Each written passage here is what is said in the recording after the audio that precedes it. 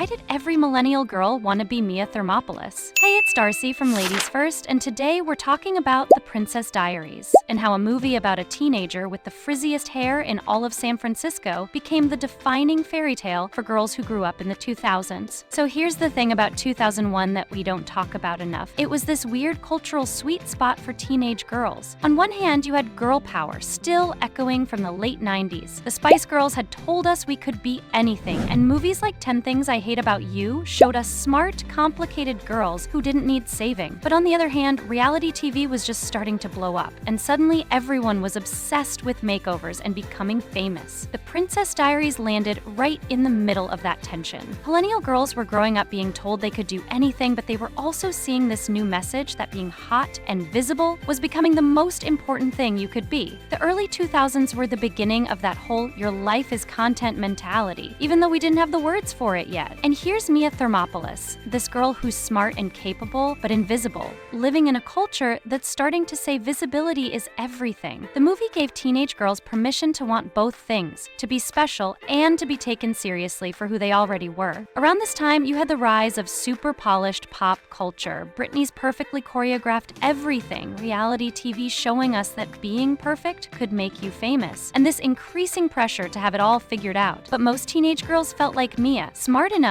to know they were capable of more, but completely lost about how to actually become that person. The genius of this movie is that it said your awkward phase isn't something to rush through, it's actually preparation. Mia's clumsiness, her overthinking, even her invisibility, all become strengths once she learns to see them differently. She doesn't stop being awkward, she just stops apologizing for it. And this was huge for millennial girls because we were the first generation growing up with the internet, watching people our age become famous for just existing online. But most of us felt more like Mia than like the girls we saw getting attention. This movie said that was actually the better starting point. Okay, we need to talk about that makeover scene because everyone always focuses on the hair and makeup, but they're missing the real transformation. Yes, Mia gets a glow up, but watch what actually changes. Her posture, her eye contact, the way she takes up space in a room. The physical makeover was really just a visual representation of what happens when someone finally sees themselves clearly. Mia wasn't ugly before she was invisible, which is completely different. The makeover didn't make her worthy of attention, it just made her willing to accept it. This resonated with millennial girls because we were all trying to figure out that same thing. How do you become confident without becoming fake? How do you care about how you look without making it the only thing that matters about you? The movie showed us that transformation could be about becoming more yourself, not less. The Queen, Julie Andrews as Queen Clarisse, was giving us something